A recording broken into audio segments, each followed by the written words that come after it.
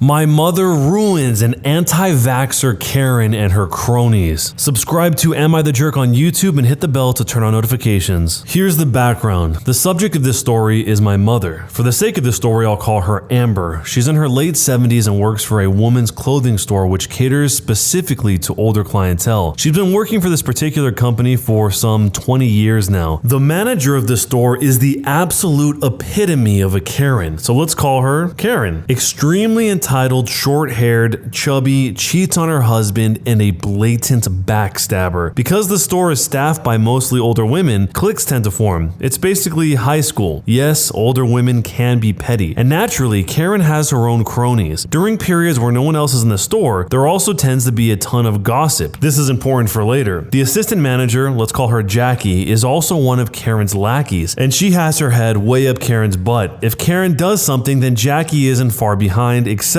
Amber, my mom, is a bit of a ball buster and she has zero tolerance for garbage in her personal life. Over the years, she has tried to stay impartial when it comes to her work, however, because to her, it's all about professionalism. She also has empathy, which is something that seems to be in short supply with these other women. It also helps that she's been the top seller in her district for some 10 years running, despite working part-time. Karen and Jackie absolutely hate her for it. So much so that Karen routinely schedules her for hours which are not very good. Despite this though, Amber still has her loyal clientele and she always comes out on top against the other sales associates in total sales almost every quarter. As expected, this naturally feeds the horrible feedback loop with Karen and Jackie. When COVID hit, the company decided to cut all commission sales for sales associates. The commission was one of the main reasons why Amber endured Karen and Jackie's nonsense. While she only made slightly above the state's minimum wage, with the commission, she could double or even triple that on a good day. According to her, no other retailer in the area offers this kind of system, and it's pretty unlikely that the company will reinstate it even after COVID ends. Along with the cut in wages, the store was also forced to decrease the amount of hours they could offer to their associates. Karen took this as a way to essentially bar Amber from working at the store. While the other associates were getting 8 to 10 hours a week, Amber would maybe see 6 hours a week if she was lucky, and they would be during times of low customer traffic. Karen could get away with this because the district manager is also in her pocket. Along with the reduced hours and the removal of commissions, the store naturally had a mandatory mask policy for all the employees and customers. Karen and her lackeys would often complain and moan about how unnecessary this was because according to them, COVID is a hoax and wearing masks makes you subservient to the government. There were a few incidents where Karen would let people without masks into the store despite the state and company mandates. Amber refused to rock the boat, however. So when this would happen, she would go into the back of the store and stay as far away from these people as possible. During this period in time, a friend of the family and good friend of Amber's passed away due to complications from COVID. The funeral was set for a time when Amber was scheduled to work, so she called out that day. Karen and Jackie attacked Amber and the deceased, claiming that, quote, she must have caught the flu or been in bad health, and that Amber was, quote, feeding into the lie. Oh, how nice it must be to live such a privileged life. Not long after, we heard about loyal clients that had also passed away from COVID, and still Karen and Jackie, along with their groupies, maintain their narrative in the most vindictive way possible. Every time someone died, it must have been because of bad life choices or bad health. Never was it attributed to the global pandemic that was claiming thousands of people a day, according to Karen and her cronies. And always, when Amber decided to go to the services or support the deceased in any way, she would hear snide remarks regarding how she was, quote, supporting a hoax. I guess sympathy is not really a thing for these people. Some of these customers were regulars who had been coming to that particular store for years, and still, none of the cronies would relent on these points. Recently, the COVID restrictions have started to lift, and many of the clientele employees have gotten their vaccines. This includes submitting paperwork to show that you have indeed obtained a vaccine or a note from a doctor explaining why you couldn't have one. Not Karen or Jackie though. To them, getting the vaccine would be like pumping poison into their veins. Instead, they decided to use fake COVID white cards with their information, effectively forging the documents. Amber, however, has suggested multiple times that they just get the vaccines because it is something that is mandated by the company. All employees must get vaccines when they are available, and given that almost all of the employees are above the age of 60, they have been eligible for shots for months now. Recently, Amber had an emotional conversation directly with Karen where she expressed her concern for her, saying, I just want you and your family to be safe, so please get the vaccine. Karen responded with her normal snide attitude, of course. A few days later, however, Karen sent a text message mentioning that she had finally got the vaccine. She didn't. Amber replied that was great and she was happy for her. Karen replied with a gif of some guy throwing up the middle finger. This was the beginning of the end for Amber. The incident. During one of her shifts, Amber overheard Karen and Jackie discussing how Amber was a moron and a sheep who bought this story about how Karen had taken the vaccine. During that same shift, Amber was working with a customer in the back and some woman came into the store and stole a couple of items of clothing, probably totaling out to be about $100 at most. Now, it's company policy that during all shifts, there always be at least 2 employees in the store, and during this particular stretch of time, Jackie was the only other person in the store. According to the video cameras, Jackie was up in the front of the store playing with her phone when this woman came in. Normally, if someone steals items from the store, the protocol is to avoid confronting them and instead just call security after they've left the store. This is mainly to avoid lawsuits and to protect the employees should these people choose to get violent, as it has happened in the past. This evening, Amber received a call from Karen telling her that she was on probation pending an investigation for allowing this woman to steal from the store. Given the company's policy regarding theft, this really made no sense. It was at this point that Amber truly decided that she had had enough. Eventually, this probation led to Amber's dismissal, and the official reasoning was fairly vague: the revenge. One thing that I forgot to mention was, a few years ago, Amber asked me to teach her how to record things on her phone, and luckily we live in a single consent state. As such, Amber had recordings of these women backstabbing her and gossiping about rather scandalous things dating back for years. She had gathered quite the collection because, quote, you never know when you're gonna need to cover your own butt. Over the years, Amber has gone to HR, human resources, to no real avail, even with her recordings. Whether it be because they are also in the pocket of Karen or they just don't care, remains to be seen. The HR department works directly under the district manager. Amber is also very good at keeping any paperwork and proof of these visits, including some recordings. She has also recorded the call where she was fired. Amber has a ton of very loyal clients who were particularly distraught when they learned of her dismissal. One client in particular runs a column in a major newspaper for the nearby city. We will call her Casey. Since Amber was a part-time worker, she didn't really have much of a leg to stand on legally when it came to claiming a wrongful dismissal claim by legal means. However, that didn't mean that she didn't have any kind of recourse. She decided to attack the problem from multiple fronts. Amber compiled some of the greatest hits from her recordings collections and had me email them off to the corporate offices of the company, specifically the CEO, the CTO, and basically every member of the board of directors. I fired a couple of bursts off to anyone who had any power that I could find. Along with those recordings, she wrote an email about how Karen, Jackie, and their group of sheep all refused to get vaccines and had falsified their vaccine documents to pass the company standards. Casey then put Amber in touch with a columnist for the newspaper and they got copies of the recordings, the text messages, and the dismissal phone call. They also did an interview which was for an article and a TV slot on the local news. Amber discussed the commission cuts, clear favoritism, any lack of intervention by HR, forged documents, company policy, the incident, etc. Basically anything relevant to paint these women in a terrible light. Among some of these recordings were bits of gossip that included conversations regarding Karen's various boyfriends over the years. She was married, and Amber also wrote an anonymous email to the husband that included some of these recordings. The fallout. It all hit the fan pretty fast, as you could probably imagine. Karen, Jackie, the district manager, and a couple of the groupies were immediately fired and put under investigation for forging documents. While forging a vaccine card isn't really something too serious, it could lead to some pretty hefty fines. There is no specific law against forging the vaccine white cards. However, because the white cards contain the government seal, well, you can imagine how illegal that might be. Let's just say the FBI has stepped in on this one because one of the recordings featured Karen admitting to using forged cards. After the article and TV slot ran on the local news, the CEO reached out to Amber and formally apologized for the behavior of HR, the district manager, Karen, and Jackie. She even went so far as to offer Amber a raise, but Amber actually declined it because she found a job that actually paid a fair wage and let her work on her own time. The real downside of it for the CEO and the board was the fact that their employees were breaking the company policy for a store that exclusively catered to older women